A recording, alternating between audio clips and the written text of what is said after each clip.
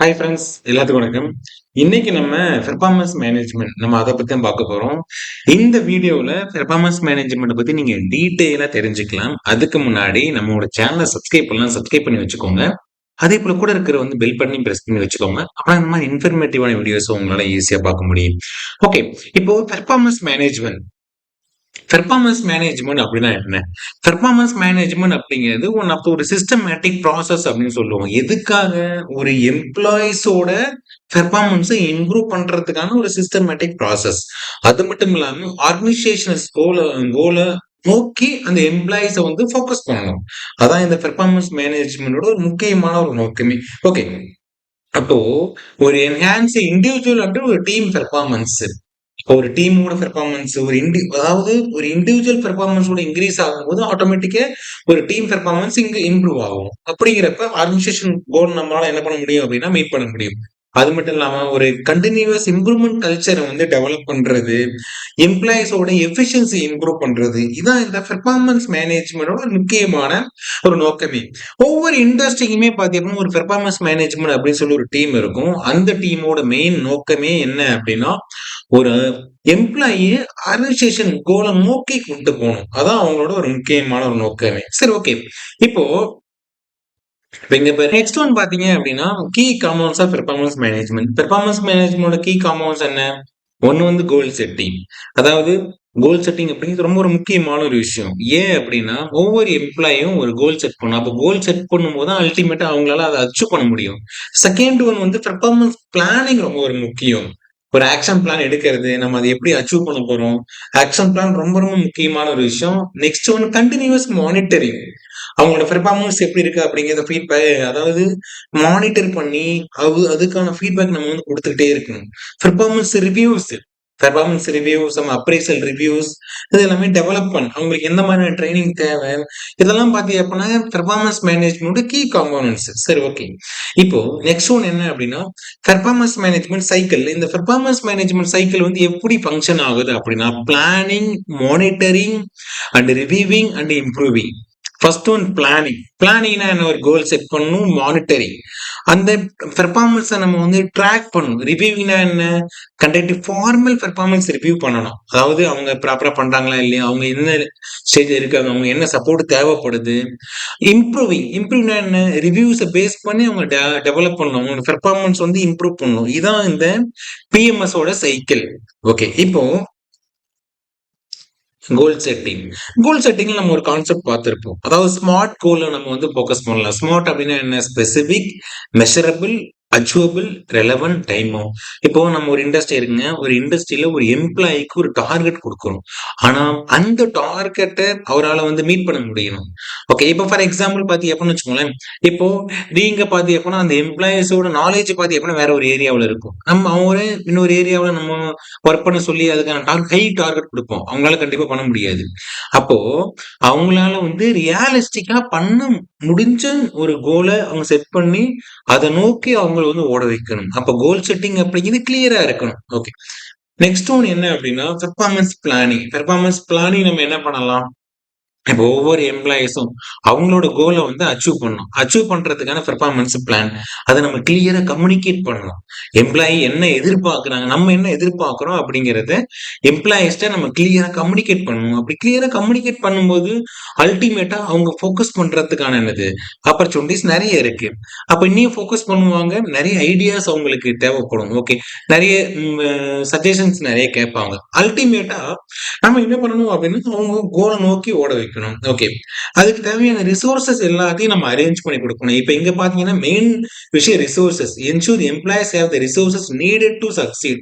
அவங்க சக்சீட் பண்றதுக்கான ரிசோர்ஸ் இருக்கா அப்படிங்கறத ஃபர்ஸ்ட் நம்ம என்ஷூர் பண்ணணும். ஓகே, நெக்ஸ்ட் ஒன் என்ன? Continuous monitoring.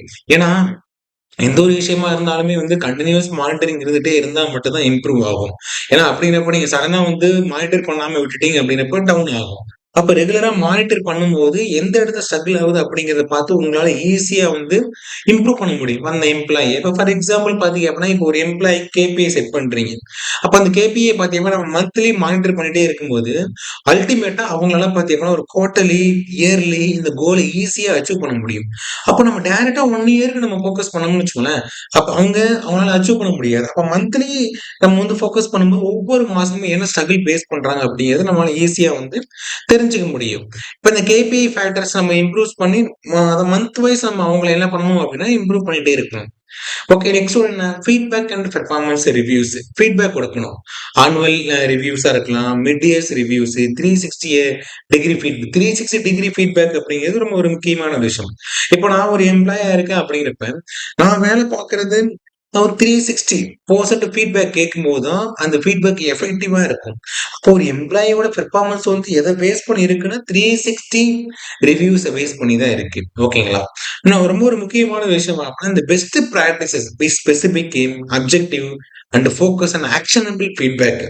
எப்பவுமே ஃபீட்பேக் பாத்தீங்க அப்படின்னா ரொம்ப ஒரு ஸ்பெசிபிக்கா இருக்கணும், அப்ஜெக்டிவ் அந்த நோக்கத்தை வந்து ஃபுல்ஃபில் பண்ணக்கூடியதா இருக்கணும். ஓகேங்களா? நெக்ஸ்ட் ஒன் பாத்தீங்க அப்படின்னா எம்ப்ளாயி டெவலப்மெண்ட். ஏன்னா எம்ப்ளாயி டெவலப்மெண்ட் ரொம்ப முக்கியமான ஒரு விஷயம். ஏன்னா ஒரு விதைய நம்ம விதைச்சிட்டோம் அப்படின்னா தண்ணி ஊத்துனா மட்டும் தான் வளர்ந்துகிட்டே இருக்கும். அதுக்கான பாத்தீங்க அப்படின்னா நம்ம ஃபுட் இன்கிரிடியன்ஸ் எல்லாமே நம்ம கொடுக்கணும். அப்பதான் அது வளரும். சேம் அதே போலதான் ஒரு எம்ப்ளாயிஸ்க்கு அவங்களோட ஸ்கில்ல இம்ப்ரூவ் பண்றதுக்கான நம்ம நாலேஜ் கொடுத்துக்கிட்டே இருக்கணும்.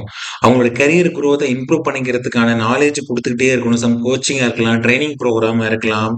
அவங்களோட குரோத்தை நோக்கி அவங்க போகணும். அதுக்கு தேவையான நம்ம சப்போர்ட் எல்லாமே நம்ம பண்ணணும். எம்ப்ளாயி டெவலப்மெண்ட் ரொம்ப முக்கியம். அப்பனாதான் அவங்களோட ஸ்கில்ல இம்ப்ரூவ் பண்ணி அவங்களோட கோல் அச்சீவ் பண்றதுக்கு அது ரொம்ப ஹெல்ப்ஃபுல்லா இருக்கும்.